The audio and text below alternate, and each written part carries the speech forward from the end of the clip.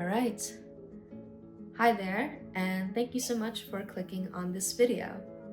So, I've been really into just turning on the camera and yapping directly into the camera with no script and sharing with all of you my raw, unfiltered, imperfect thoughts because I feel like it brings a little bit of humanness to our digital spaces. And I feel like it's important because a lot of the content that we consume tends to be curated. So, without further ado, I'm gonna do exactly that. I'm just gonna yap at you with no script, and this time we'll be talking about being cringy. So, I feel like I've been pretty cringy lately. I'm pretty sure that there are some online strangers or even some of my friends that see my content. They probably think I'm being kind of cringy. And honestly, so be it. I realize that I like being cringy because it has been a source of happiness for me. It has always been a source of happiness for me. I had this conversation a few days ago where I talked to my friends about what we were like when we were younger. And I'm convinced that ever since I had my first sentient thought, all the way until now, I've been pretty cringy. And on top of that, I've always been pretty okay being cringy. Because to some degree, I think I realized that my cringe can't be turned off and also has always been a source of happiness for me. So, a little background about me. I have always had an active imagination. And I think it's because I always hung around my grandparents, who were great storytellers. My grandfather was a poet, and he would just write poems left and right. And my grandmother was a yapper who also had an active imagination. One of my favorite things that I did with my grandmother was hear her tell me bedtime stories. And the thing is, she never picked up a book for it. She always made them up on the spot. She pulled it out of her brain, and it was awesome. She was so good at it. And this activity that she would do with me became a source of joy for me. So, very early on, I think my brain was primed to like storytelling. So, a lot of the things that I have liked in the past and like now are in some shape or form a form of storytelling. It could be making music, reading, writing, video games, anime, you name it. But I also think that this storytelling thing that I enjoyed with my grandparents and have enjoyed for a majority of my life has led me to like a lot of fringe things. And those fringe things tend to be pretty cringe. So, a little bit of more story time. When I was a toddler and I was going to daycare, I would bring a book with me every day. And I was really blessed that I had a huge library that my parents accumulated for me when I was young. So I would bring in a different book and I would read them to the other kids at daycare. And that would always bring in a lot of people around me.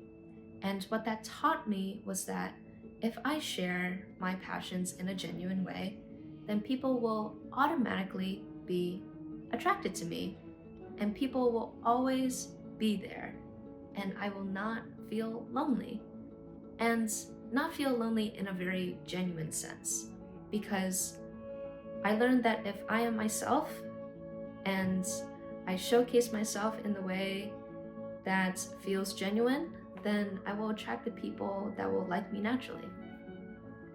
So I would read these stories to my classmates, and they would find a lot of joy in it. I would find a lot of joy in it. But there would always be some people that would find what I'm doing kind of cringe. And I remember there was this popular girl at daycare that came up to me, and the best thing that she told me was I was ugly. Because that was probably the worst insult that she could come up with as a toddler, was that I was ugly. And toddler me just being like, what?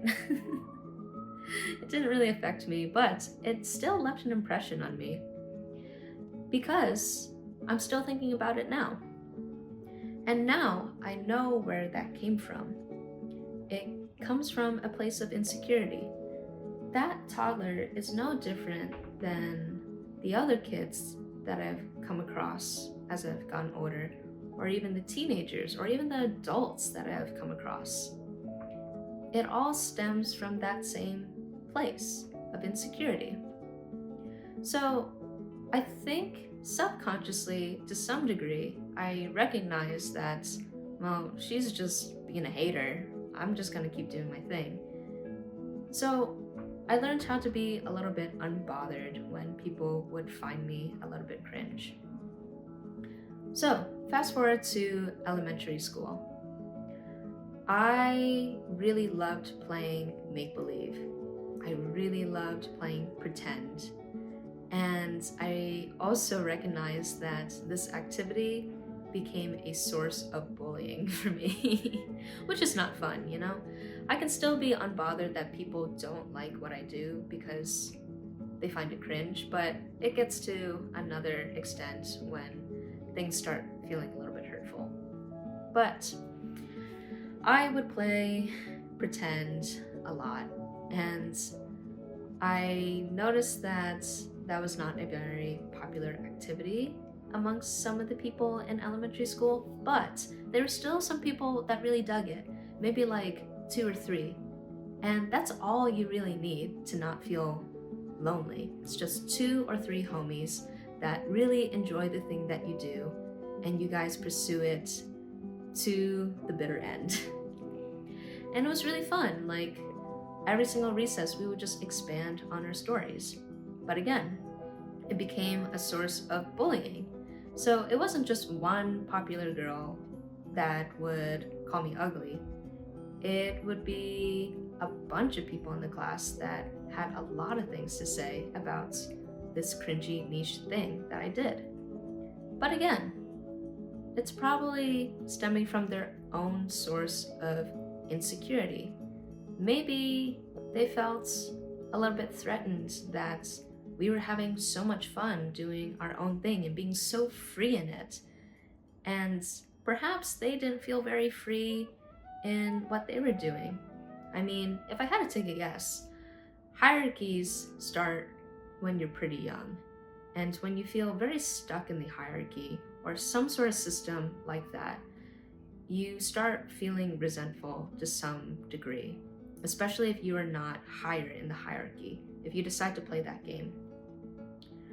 So when you see people that operate outside of that hierarchy or whatever system is in place, you start feeling threatened. You start feeling angry. You become a hater. You start hating cringe, and you start calling that thing cringe. So this has happened a few more times. So in later elementary, I remember playing tag with a bunch of people. But I also remember that I was watching Naruto at the time, and I loved Naruto. So me and my active imagination suggested that we put a Naruto spin on this game of tag. Now, there are a few problems with this. One, not everyone watched Naruto. And number 2, a lot of people found at that time liking anime to be really cringe. So I suggested that we put some new rules or spins to tag. And I remember that there were a few people, there was one girl in particular that really hated that idea. And she was like, no, that's so stupid, and blah, blah, blah. And honestly, fine, I remember as a kid, I told her, that's okay. I'm gonna start my own game of tag. And I realized that that infuriated her because one, I was starting to operate outside of the system, but number two, people that did enjoy Naruto started gravitating to my game of tag because it was fun. I don't know. But again, it was cringe. So I remember afterwards, she started making these drawings of me, drawing me as like a pig or whatever, and she sent them to my friends. And that didn't feel very nice. So I think I still held to my guns though. Like, even if what I was doing was cringy, I was still not really that willing to change myself, even if it hurt sometimes. Because perhaps I just didn't know how to operate in any other way. So, fast forward to middle school. I think I found more friends that were into the things that I was into, whether it be anime, video games, but I also got into role playing as well. And I think this was when I started to feel like I can find my people more. There will still be hierarchies, but I found a lot of joy and comfort in the people that I was around. And even though there were times throughout middle school and high school that I struggled to find those people, they still came around in some shape or form. So I always had this confidence that no matter where I go, I will always attract the people that I am meant to attract. And I think that's why I feel so okay with being cringe. It's because one, I don't know how to operate in any other way. Number two, it has always been a source of happiness for me. And number three, this cringe will always attract the people that I'm meant to attract. And it will always be the thing that will make me feel less lonely in life. So, this is my long way of saying, just be cringy. Who cares? Do the thing that you want to do. Because the people that will hate you for it, they were never meant for you. They were never your cup of tea to begin with. And I think that's how it should be, right? You don't want that. You don't want that energy. So go out there, be cringe, and have a good day.